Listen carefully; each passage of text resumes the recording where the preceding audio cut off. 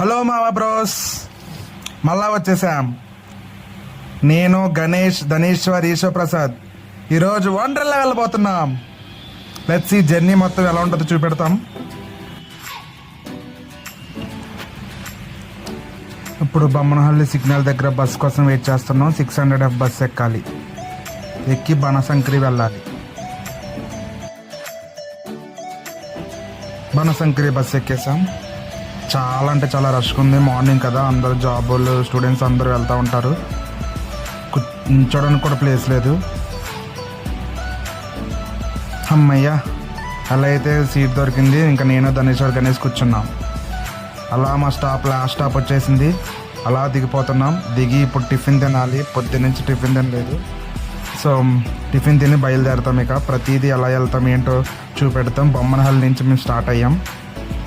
let's see అసలు ఎలా